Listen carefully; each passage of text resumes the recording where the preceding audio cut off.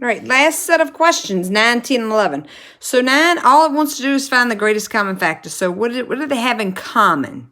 So just looking at 8 and 12, the greatest common factor between 8 and 12 is 4. 4 will also go into 24. So 4 is my number because all those numbers are divisible by 4. And then for your variables, the easiest way to do it is pick the smallest exponent because the most you can take away from here is 2. So you could take 2 from there and you could take 2 from there. So y to the second power.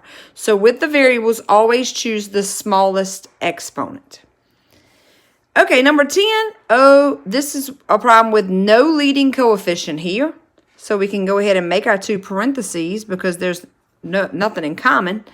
Put our x's. If you remember back to the first day or the first video, a negative problem becomes a negative positive problem.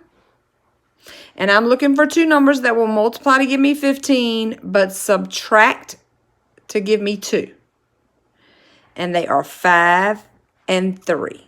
And remember to put the big number first if you're going to use my chart, because that's the only way it's going to work. The 5 has to be negative, because a negative 5 plus 3 is this negative 2, and a negative 5 times 3 is this negative 15. Okay, one more problem like that, and then we're done. So we've got no leading coefficient here. There's a 1, but nothing other than a 1. So I can start with my 2 x's. In our chart, if it was a plus and a minus, it was going to equal to a plus and a minus. So I'm going to put a plus here and a minus there. And I need 2 factors of 4 that will subtract and give me 3. And they are 4 and 1.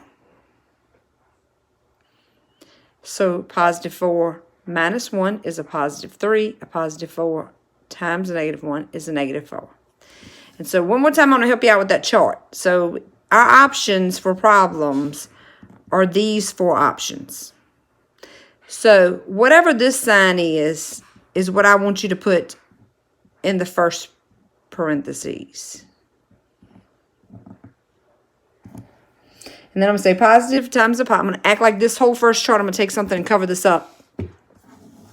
Act like that whole first column is not there. I'm going to say positive times a positive is a positive. A negative times a positive is a negative.